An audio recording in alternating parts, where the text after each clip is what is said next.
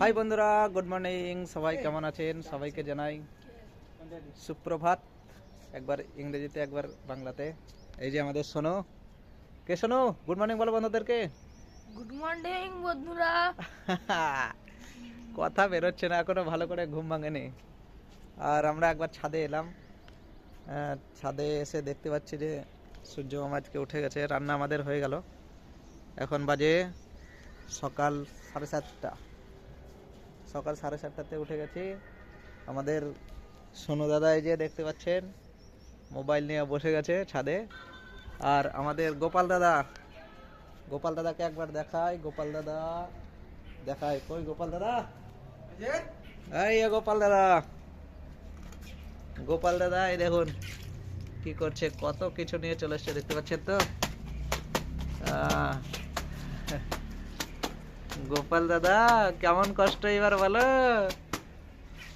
বাড়িতে থাকলে কিছুই করতে হয় না, আর এখানে এসে রান্না করো, কাপড় কাপড় কাচো, সবকিছুই করতে হচ্ছে গো।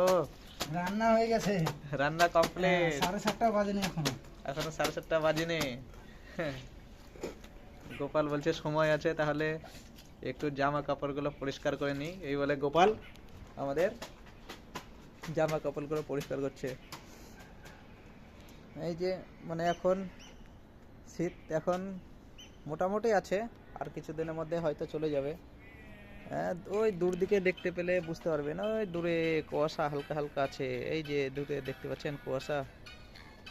আর এই যে বাড়িগুলো কি সুন্দর, একই মডেল। আর দূরে ওই একটা বাড়ি দেখা যাচ্ছে উঁচু। কে সোনু, এখানে এসে কেমন লাগছে বলো? এখানে এসে অনেকটাই ভালো।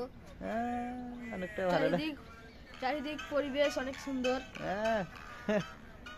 পরিবেশ সুন্দর হলেও মানে আমরা গ্রামের ছেলে তো সেরকম আমাদের ভালো লাগবে না, হয়তো 2-1 দিন ভালো লাগবে।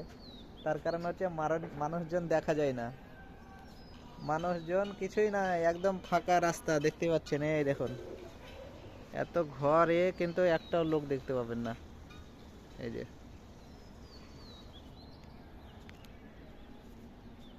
কিন্তু মানে একদম এখানে শান্ত পরিবেশ।